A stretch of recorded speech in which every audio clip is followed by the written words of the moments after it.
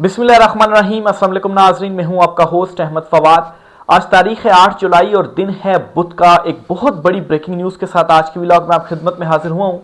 और breaking news ये है कि नवाज और जरदारी इन दोनों को अमली तौर पर फारिग करने का जो फैसला है वो कर दिया गया है। लेकिन सवाल ये है कि इन दोनों को फारिग करने के बाद लाया किसको जाएगा या लाया किसी को नहीं जाएगा, लेकिन जो इख्तियारात हैं वो सारे के सारे किसी और शख्सियत को दे दिए जाएंगे। कुछ एक्सक्लूसिव डिटेल्स हैं जी। बंद कमरों में क्या चल रहा है, हुकूमत की या इस सिस्टम की एक बड़ी तब्दीली के हवाले से क्या जो होमवर्क है वो कंप्लीट किया जा चुका है, कुछ एक्सक्लूसिव डिटेल्स आपके साथ शेयर करूंगा। दूसरी खबर जो आपके साथ शेयर करनी है जी कि इमरान खान साहब को अब तक की सबसे बड़ी जो ऑफर है वो कर दी गई है इमरान खान साहब से डील लेने के लिए। अब क्या इमरान खान साहब से ऑफर की गई है कि खान साहब इन इन चीज़ों के ऊपर आप हमारी जो बात है वो मान ले और वफाक और सूबों में आपकी जो हुकूमत है वो होगी। इस पर भी कुछ एक्सक्लूसिव डिटेल्स हैं, वो भी आज की व्लॉग में आपके साथ शेयर करूंगा। और आगे चलते हुए आपको ये भी बताऊंगा आखिरी जो खबर है कि जुडिशल कौंसिल का इजलास बुला लिया गया है और इस्लामाबाद हाई कोर्ट के वो जजेस जो कि डट कर खड़े हुए हैं इस निज़ाम के अगेंस्ट, इन जजेस को फारिग करने का यूं लग रहा है जी कि प्लान जो है वो बनाया गया है। और इस जुडिशल कमीशन के इजलास में उनके के अगेंस्ट जो शिकायतें हैं वो सुनी जाएंगी, कोशिश की जाएगी, उनके ऊपर दबाव डाला जाए। अगर वो फिर भी नहीं मानते तो फिर फारिग। चीफ जस्टिस याया अफरीदी साहब ने ये इकदाम उठाया है। इस पर भी कुछ exclusive detail supreme court of Pakistan में क्या चल रहा है वो भी आपके साथ में शेयर करूंगा। आगाज नाज़रीन करते हैं जी। सीनियर सहाफ़ी हैं जी, एक ट्वीट उनकी जानिब से की गई है। इससे पहले एक और सीनियर जर्नलिस्ट थे एजाज सैयद, उन्होंने आसिफ जरदारी के हवाले से ट्वीट किया था जी कि उनको हटा दिया जाएगा ओहदे पर और किसी और को उनके ओहदे पर लाया जाएगा। फिर उसके बाद नवाज शरीफ के हवाले से खबरें चली जी कि वो सदर बनने की ख्वाहिशमंद है, लेकिन वैसी बात है उनको वो तो फिर नहीं बनेंगे, बनेगा तो कोई और, क्योंकि एक और बड़ा नाम भी जो है वो लिया जा रहा था। तो बहरहाल जी खबर ये है कि 27वीं तरमीम सदर को बाइख्तियार बनाकर ताकतवर शख्सियत को सदर की कुर्सी पेश किए जाने की मुकम्मल तैयारी। सबसे पहले सदर को बाइख्तियार बनाया जाएगा। इस वक्त जो सदर है उसके पास ज़्यादा इख्तियारात नहीं है। ज़्यादा इख्तियारात किसके पास हैं? वो वज़ीर-ए-आज़म के पास है। सारा सिस्टम जो है वो वज़ीर-ए-आज़म ही चला रहा होता है। सदर के पास इख्तियारात नहीं है, बस यही है जी कि वो दौरे शोरे कर लें आगे पीछे सारे। जो तरमीम आ रही है 27वीं तरमीम, इसका मुसवदा भी सामने आया था। इसमें आईनी अदालतों के हवाले से कुछ डिटेल्स सामने आई थी। मुकम्मल तो मुसवदा सामने नहीं आया, लेकिन ये कन्फर्म हो गया कि 27वीं तरमीम आ रही है। इस तरमीम में सदर को मजीद बाइख्तियार बनाया जाएगा और फिर उसके बाद एक ताकतवर शख्सियत को ये जो ओहदा है वो पेश किया जाएगा जी कि आप सदर बने। वज़ीर-ए-आज़म के इख्तियारात में मजीद कमी पर भी मुशावरत का अमल जारी, यानी कि वज़ीर-ए-आज़म के जो इख्तियारात है वो कम होंगे और सदर के इख्तियारात बढ़ा दिए जाएंगे और फिर उसके बाद सदर का ऑर्डर किसी एक ताकतवर शख्सियत को जो है वो पेश कर दिया जाएगा। नून, पीपी, एमक्यूएम और दीगर अहम जो जमातें हैं उनका क्या बनेगा, आगे आगे देखिए होता है क्या। तो ये जो एक हाइब्रिड सिस्टम है जो कि ये चुंतखब खुद इकरार कर चुके हैं इस हवाले से कि हाइब्रिड सिस्टम है, ये चुंतखब हुकूमत है।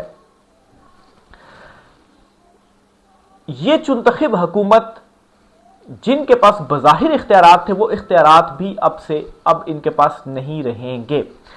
यानी कि वज़ीर-ए-आज़म के इख्तियारात कम हो गए। वज़ीर-ए-आज़म के इख्तियारात मजीद अगर कम हो जाएंगे तो पीछे उनको क्या इख्तियारात दिए जाएंगे? थोड़े बहुत इख्तियारात हो जाएंगे, उनका कोई फ़ायदा नहीं है।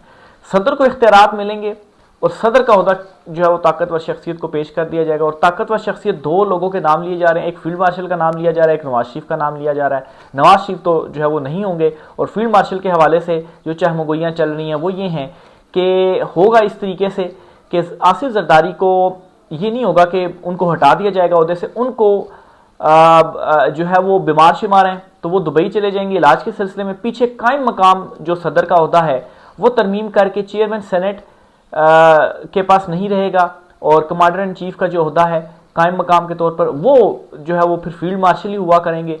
और चूंकि आसिफ जरदारी इलाज की गर्ज से बाहर होंगे वो तो फिर इख्तियारात उनके पास नहीं होंगे, पीछे जो कायम मकाम होंगे फील्ड मार्शल उनके पास होंगे और वज़ीर-ए-आज़म के ऑलरेडी भी कम कर दिए जाएंगे और वो भी सदर के पास चले जाएंगे। इस तरीके से क्या होगा जी कि एक दिखाने के लिए आगे सेटअप होगा कि वज़ीर-ए-आज़म भी है और सदर भी हैं, लेकिन वज़ीर-ए-आज़म के पास इख्तियारात नहीं है और सदर जो है वो बीमार हैं, इलाज करवाने गए हुए हैं, तो इसलिए पीछे फील्ड मार्शल ही हैं और उनके पास सारे इख्तियारात हैं और वो फिर इन इख्तियारात को जो है वो इस्तेमाल कर सकेंगे। तो ये एक जो कहानी है वो सामने आ रही है। इस किस्म का जो एक नक्शा है वो बनाया जा रहा है, लेकिन 27वीं तरमीम होने जा रही है। अब इसके बाद क्या होगा कि अमली तौर पर नवाज और शहबाज या शहबाज और जरदारी, इस टाइम चूंकि यही दो हैं, यानी कि सदर और वज़ीर-ए-आज़म जो हैं, इनके पास अमली तौर पर इख्तियारात जो हैं वो ना नहीं होंगे और अमली तौर पर इन दोनों को फारिग जो है वो कर दिया जाएगा।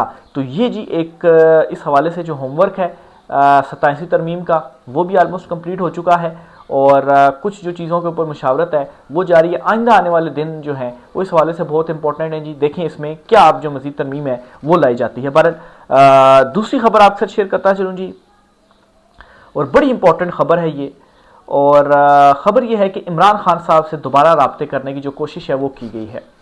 एक राब्ता तो किया है जी नून लीग ने, और ये राब्ता किया गया है शहबाज शरीफ की जानिब से।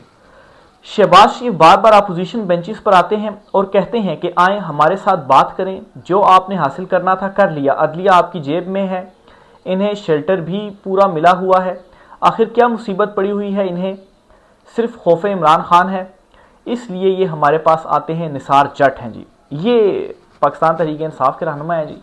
ये कहते हैं जी कि असेंबली के अंदर शहबाज शरीफ जो है वो हमारे पास आते हैं और हमें आकर कहते हैं जी कि हमारे साथ बातचीत कर लें।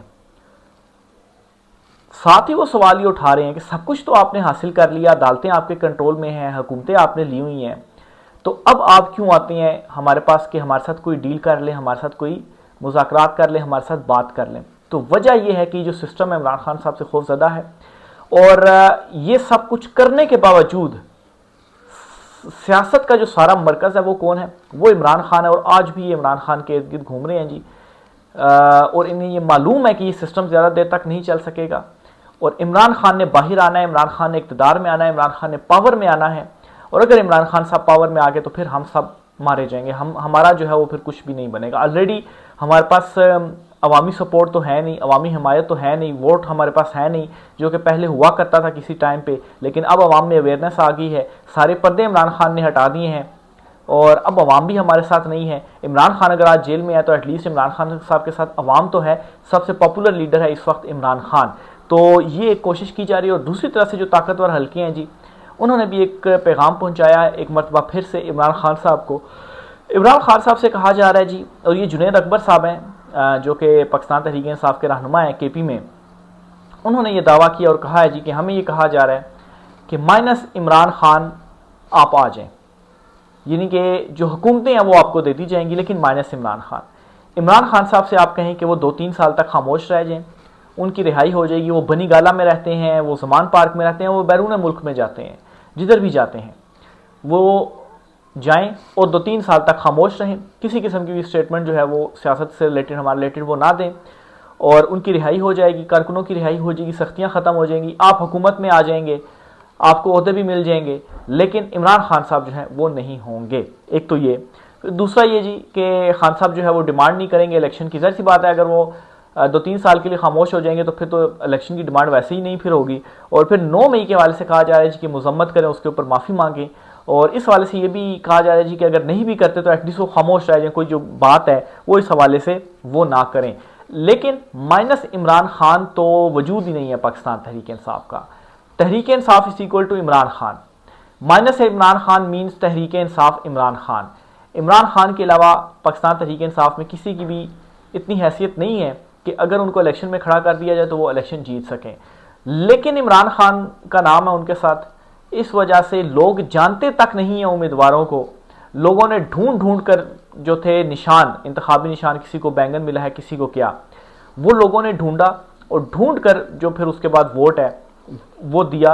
और क्यों दिया? क्योंकि ये इमरान खान का उम्मीदवार है, यहाँ तक कि आज़ाद हैसियत में थे वो, उसके बावजूद भी ढूंढ कर उनको जो वोट है वो दिया गया। तो माइनस इमरान खान का मतलब है माइनस पाकिस्तान तहरीक इंसाफ, और सारे के सारे माइनस हो जाएंगे, अवाम की नज़र में सारे के सारे ये गिर जाएंगे। तो ये पाकिस्तान तहरीक इंसाफ को भी अच्छी तरह से पता है, उनकी लीडरशिप को भी अच्छी तरह से पता है, इसलिए इसके ऊपर जो इनकार है एब्सोल्युटली नॉट है वो कर दिया गया है। दूसरी तरफ खान साहब को मनाने की कोशिश की जा रही है, इमरान खान साहब डटे हुए हैं और इमरान खान साहब किसी किस्म की कोई जो डील है वो नहीं करेंगे। और ये जो ऑफर्स की जा रही है ये भी इससे पहले भी की गई, अब भी की, शायद आगे भी ऐसी ऑफर्स की जाए, लेकिन इमरान खान साहब जो हैं वो कोई डील नहीं करेंगे।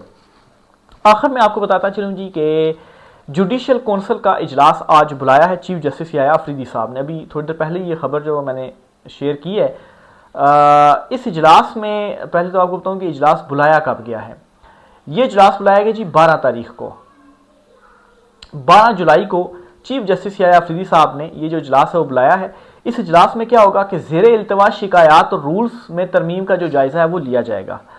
अब अचानक से ये इजलास बुलाना और फिर उसके बाद इस्लामाबाद हाई कोर्ट के आज़ाद जजेस जो अपने हल्फ के साथ वफा कर रहे हैं, उन्होंने सुप्रीम कोर्ट ऑफ पाकिस्तान में जजेस ट्रांसफ़र के हवाले से और उनके साथ जो कुछ हो रहा है, जो दबाव है उनके ऊपर, इस हवाले से सुप्रीम कोर्ट ऑफ पाकिस्तान में दरख्वास्त भी दी हुई है, लेकिन उसमें उनके हक़ में कुछ भी नहीं हो रहा। तो अब ऐसा लग रहा है जी कि अब ये जो स्टेज नेक्स्ट आ रही है ना, एक तो अदलिया में मुकम्मल तौर पर अपनी मर्जी के जो जजेस हैं पिक एंड चूज़ करके वो लाए गए, और अब जो कुछ जजेस बच गए हैं जो आवाज़ उठा रहे हैं, एक तो वो हैं जो खामोश हो गए हैं, कुछ जजेस जो आवाज़ उठा रहे हैं। जुडिशल कौंसिल का ये इजलास बुलाया जा रहा है, इसमें शिकायत सुनी जाएंगी, हो सकता है उनकी भी शिकायत हो और फिर उनके अगेंस्ट रेफरेंस और उनको भी फारग जो है वो किया जाएगा। अब इस्लामाबाद हाई कोर्ट में के जो जजेस हैं उनके अगेंस्ट हैं जस्टिस मोहसिन अख्तर कियानी हो गए, इसके अलावा दीगर जो इस्लामाबाद हाई कोर्ट के जजेस हैं 5 जजेस जो कि डट कर खड़े हो गए हैं। फिर इसके अलावा सबसे इम्पॉर्टेंट ये कि जस्टिस मंसूर अली शाह साहब जो हैं वो, अच्छा जस्टिस मंसूर अली शाह साहब का ये है कि वो ख़त वगैरह ज़रूर लिख रहे हैं, आवाज़ ज़रूर उठा रहे हैं, हल्की फुल्की सी आवाज़ उठा रहे हैं। इनकी हल्की फुल्की आवाज़ से मुराद ये कि उनके जो खतूत भी आ रहे हैं उसमें वो कोई सख्त एक्शंस नहीं ले रहे, बस खतूत लिख कर और आइन और कानून में ये है और उनके ख्याल में ये बात है, बस एक जो है वो ये तासुर उनका बरकरार रहे कि इस सिस्टम के अगेंस्ट वो आवाज़ उठा रही हैं, लेकिन उनके ख़त लिखने का भी कोई उस तरह से फ़ायदा नहीं है कि उसमें कोई जो है वो ऐसा तासुर नहीं मिल रहा कि वो वाकई डट कर खड़े हुए हैं। बस यही मिल रहा है जी कि बस उन्होंने एक चीज़ जो है वो हाईलाइट कर दी है, बस इतना वो आ रहा है। तो बहरहाल जी ये अब जुडिशल कौंसिल का जो इजलास है वो भी बुला लिया गया है 12 जुलाई को, जो है वो अब देखें ये 4 दिन बाद ही जो इजलास है वो बुलाया गया। उस इजलास में क्या होता है, इन जजेस के अगेंस्ट कोई कार्रवाई होती है या क्या होता है, इस पर भी सारी जो डिटेल्स हैं वो आपके साथ में शेयर करूँगा। आखिर में आपको ये भी बताता चलूँ कि वज़ारत कानून की जानिब से अहम एक जो नोटिफिकेशन है वो जारी किया गया है, और जो चीफ जस्टिस हैं हाई कोर्ट के, जिसमें Islamabad high court, Sindh high court, Balochistan high court, KP high court जो है, इनके चीफ जस्टिस का फैसला हुआ था और उस फैसले के ऊपर वज़ारत कानून ने सदर ममलिकत की मंजूरी के बाद जो नोटिफिकेशन हैं वो जारी कर दिए हैं। यानी कि जस्टिस सरफराज टोकर जो हैं उनका नोटिफिकेशन भी जारी हो गया और वो अब इस्लामाबाद हाई कोर्ट के चीफ जस्टिस हैं। लाहौर हाई कोर्ट में 15वें नंबर के जज ट्रांसफ़र होते हैं इस्लामाबाद हाई कोर्ट में, और इस्लामाबाद हाई कोर्ट में वो सबसे सीनियर बन जाते हैं और फिर उसके बाद वो चीफ जस्टिस भी बन जाते हैं। तो मकसद क्या था जी, मकसद ये था जी रोकना है जस्टिस मोहसिन अख्तर कियानी साहब को। जस्टिस कियानी अगर बन जाते हैं जज, चीफ जस्टिस बन जाते हैं इस्लामाबाद हाई कोर्ट के, तो अभी उन्होंने नट डाली हुई है, तो चीफ जस्टिस बनने के बाद वो क्या करेंगे, तो बज़ाहिर तो उनका जो रास्ता है वो रोका गया और अब जो रेफरेंस है या जुडिशल कौंसिल का इजलास है वो भी तलब कर लिया गया है। तो एक तरफ ये सारे काम हो रहे हैं, दूसरी तरफ इमरान खान साहब को भी इंगेज करने की कोशिश है। आलमी सतह पर भी बहुत सारी जो डेवलपमेंट्स हैं जी वो हो रही हैं। इसराइल को तस्लीम करने के हवाले से ऑलरेडी जो डिबेट है वो इवन के पाकिस्तान में भी शुरू हो चुकी है कि क्या किया जाए, क्या फ़ायदा है, क्या नुकसान है। और इब्राहिम मुआहदे के ऊपर ट्रंप कह चुके हैं कि बड़े बड़े जो कंट्रीज़ हैं जी वो इसमें शामिल हैं। कौन सी बड़ी कंट्रीज़ होंगी, यूरोप तो नहीं, लेकिन जो अरब कंट्रीज़ हैं या मुस्लिम कंट्रीज़ हैं उनमें कौन सी बड़ी कंट्रीज़ हैं, सऊदीया है, कुवैत है, कतर है, ये बड़ी कंट्रीज़ हैं।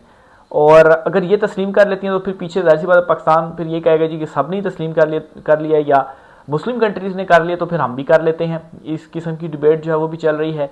लेकिन एक और मसला ये भी बन रहा है जी कि कहा यह जा रहा है कि आप उनके करने से पहले आप तस्लीम कर लें, ये भी चहमगोइयाँ चल रही हैं। बहरहाल देखें इस पर मज़ीद क्या होता है, राय का इज़हार कीजिएगा, क्योंकि अच्छा इस मामले के ऊपर इसराइल और हमास में भी बाकायदा मुज़ाकरात का जो आगाज़ है वो भी हो गया है। तो ये कुछ इंपॉर्टेंट डिटेल्स थी, मज़ीद जो भी होगा आपसे शेयर करते रहेंगे। राय का इज़हार कीजिएगा। आज की व्लॉग से इतना ही, इजाज़त दीजिए, अल्लाह हाफ़िज़।